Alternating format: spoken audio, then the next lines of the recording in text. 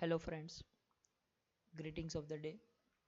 Welcome to the online session of Business and Commercial Knowledge. In this session, we are learning chapter number 5, Organizations Facilitating Business. Here we are learning that kind of institutions which which are helpful to the business in different manners. In that, we have already completed one institution, that is Reserve Bank of India. Friends, we know that the facilitating institutions can be divided into two parts. They can be non-funding institutions and funding institutions. At present, we are learning the non-funding institutions.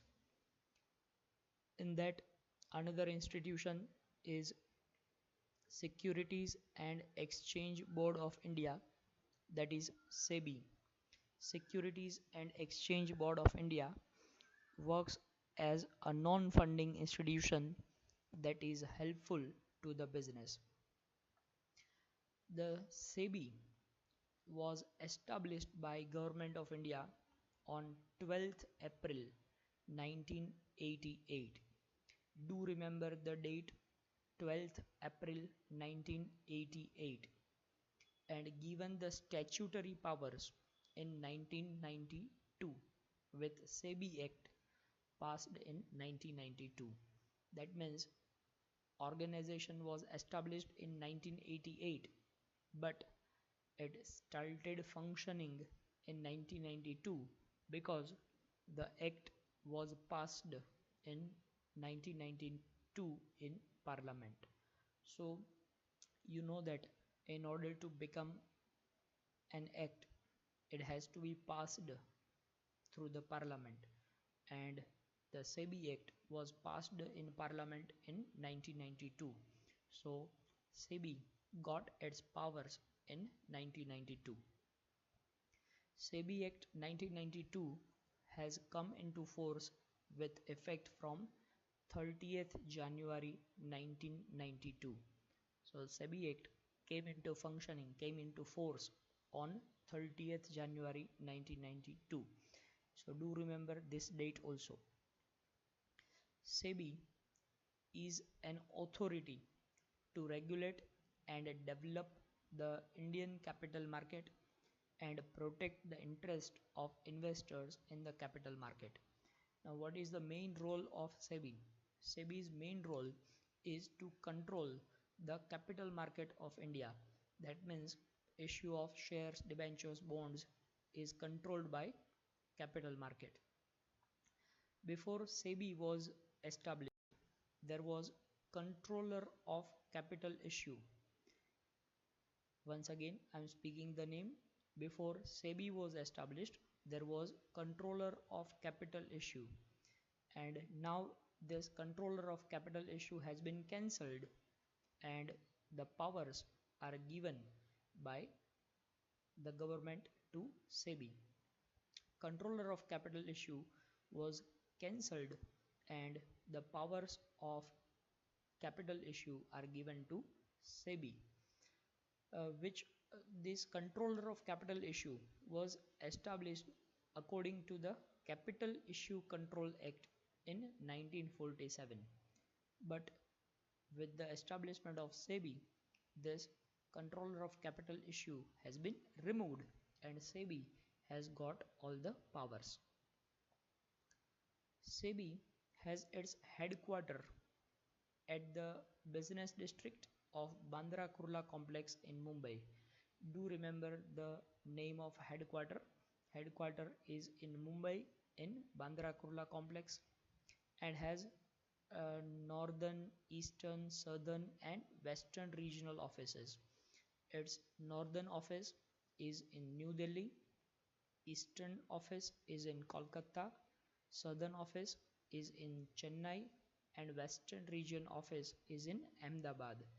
Do remember all the regional offices.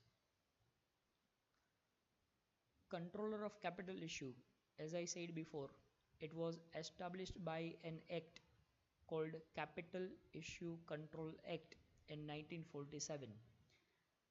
But that act was not sufficient, and controller of capital issue was not properly working, and that is why government felt the need of another such organization which can better control the issue of capital, issue of shares, debentures, bonds, etc. So government removed the authority of controller of capital issue, and that authority is given to RBI. In April 1988, SEBI was constituted as a regulator of capital market in India under a resolution of Government of India. So before it was CCI, that is control of capital issue, it now became SEBI. SEBI is managed by a board which constitutes following. Now friends, this is very much important point. Do remember this. The management of SEBI is done by a board. Who will be the members of this board? That is the point of very much importance. You need to remember all these members in the board. The first thing, there will be a chairman. The board will be headed by a chairman. This chairman will be appointed by central government. Once again, the board is headed by chairman, and chairman is appointed by central government. Now who can become the chairman? This chairman must be a person of ability, integrity and standing. That means he should be very much able, he should be integrity, that means honest person. Person of standing means having some reputation in the field of securities market. He must be having the knowledge about securities market, law, finance, accountancy, economics, administration, etc. This kind of person will become the chairman of this SEBI. Then there will be two members. These two members will come from officials of Ministry of Central Government dealing with finance and administration of the Companies Act. The persons who are dealing in the finance and the person who are dealing in the Companies Act 2013. One member from each, from finance and from the Companies Act. These one member from each are again appointed by the central government. These two members will be in the board. So one chairman and then two members. Then one more member will come from the officials of RBI, that is going to be nominated by RBI. So RBI will also nominate one member into this SEBI. Then five other members will also be appointed. Out of these five, at least three members shall be the whole time members. At least three members will be the whole time members who shall be appointed by the central government.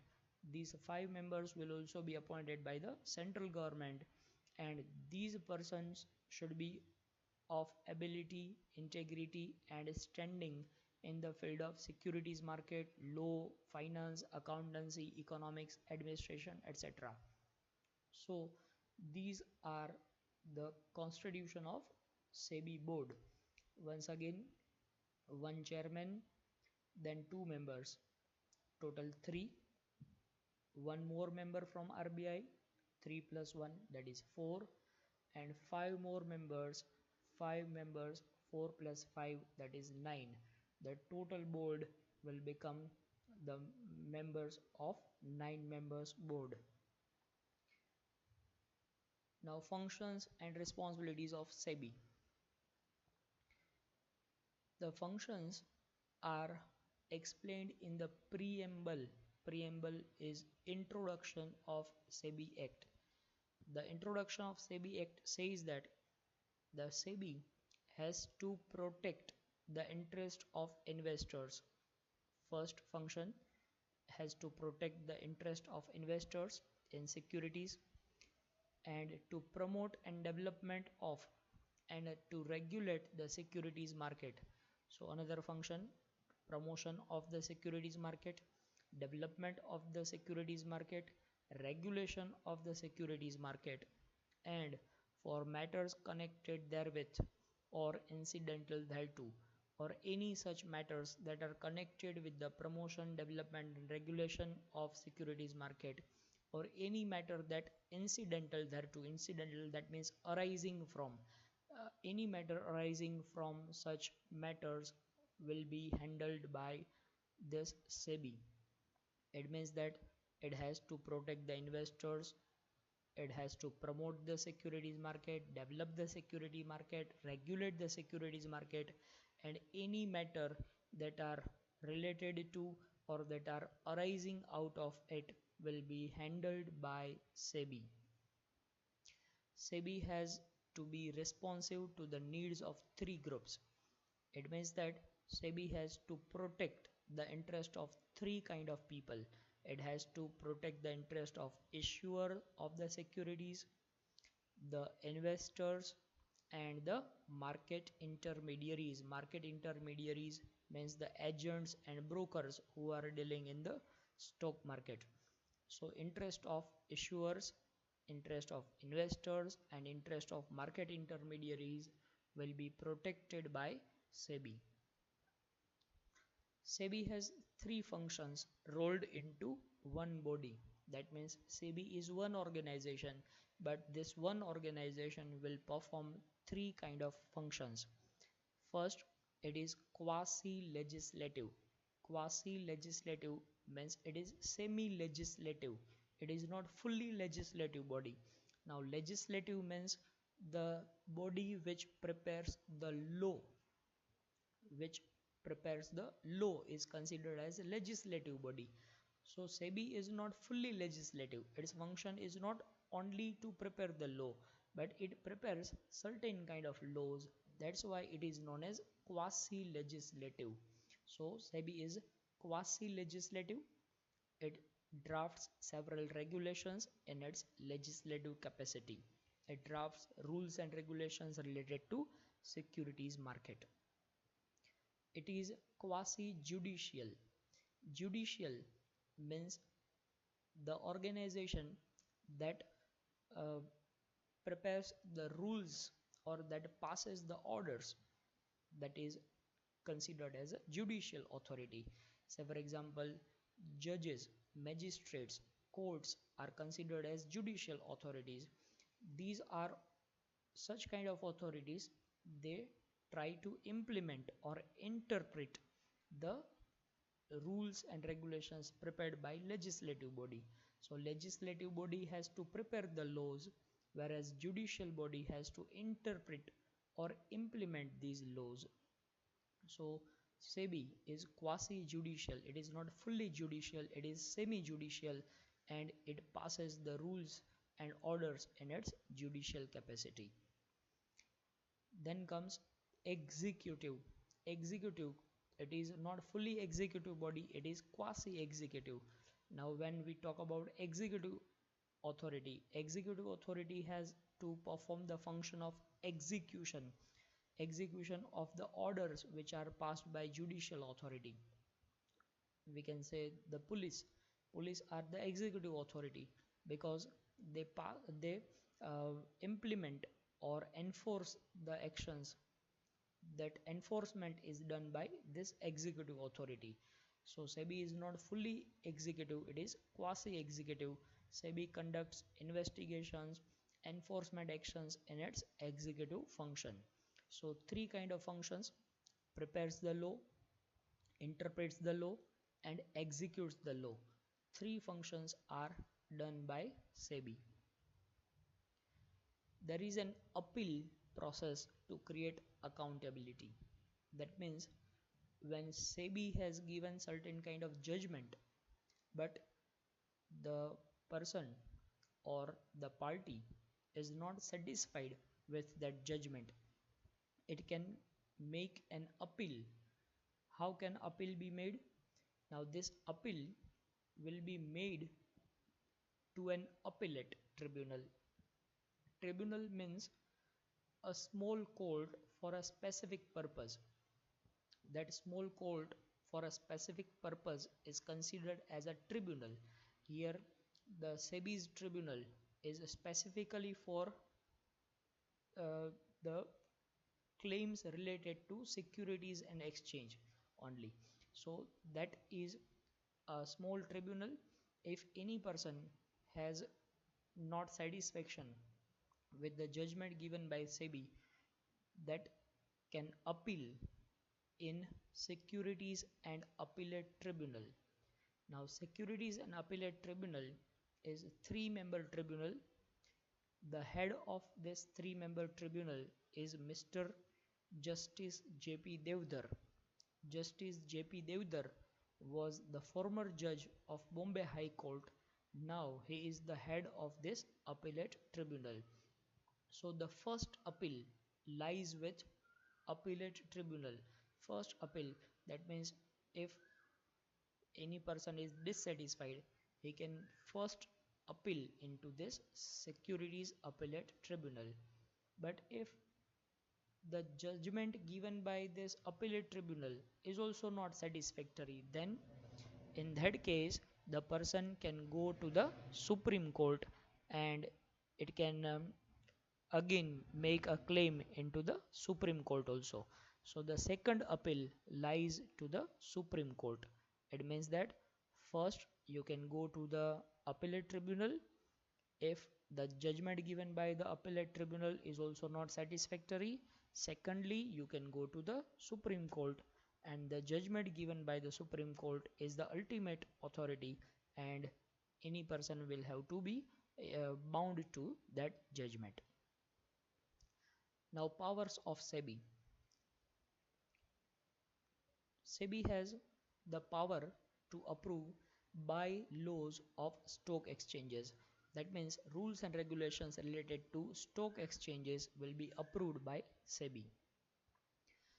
To require the stock exchange to amend their bylaws, SEBI can ask any stock exchange. It can force any stock exchange to make amendment into their rules and regulations. To inspect the books of accounts and call for periodical returns from recognized stock exchanges. SEBI can inspect the book of account of any stock exchange, or it can ask for periodical returns from the stock exchange. That means for a particular period the stock exchange will have to show their books of accounts to the SEBI. Then to inspect the book of account of financial intermediaries, that means any stockbroker or any agent, they are considered as financial intermediaries. SEBI can ask for the books of accounts of these brokers and agents also. SEBI can make inspection of the books of accounts of these brokers and financial intermediaries. It can compel certain companies to list their shares in one or more stock exchanges. It can enforce or it can compel the company to list out their shares into one or more stock exchanges. So these are the powers of SEBI. Now, SEBI's role as a business facilitator. How does it facilitate business? SEBI is responsible for the development of India's capital market. That means market for the corporate issue of capital. That means whether a company wants to issue the shares, bonds, debentures, equity shares or preference shares, whatever be the kind of shares, SEBI will give permission to the business, and only after that the business can issue the shares into the market.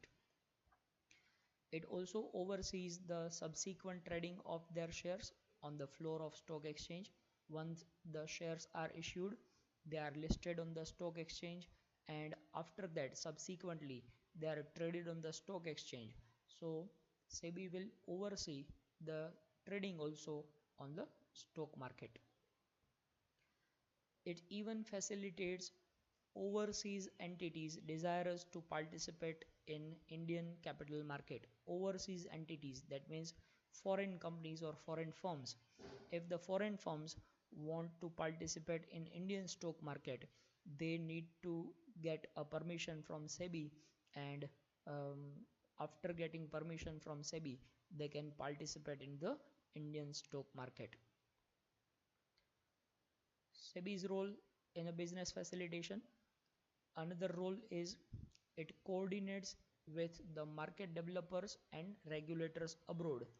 That means if any company from India wants to issue the shares in the foreign market, in that case also SEBI will coordinate this kind of issue in the foreign market also. It is responsible for the investors' faith in the functioning of capital market, and thus assures the corporate of steady flow of funds. That means um, if there is an investor and investor is halted by a particular company, or there is mismanagement of this investment, in that case also SEBI will interfere and it will function in the capital market so that the investors faith can be maintained and there is no fraud into the capital market. So in order to maintain the investors faith, SEBI will try to control the frauds in the capital market.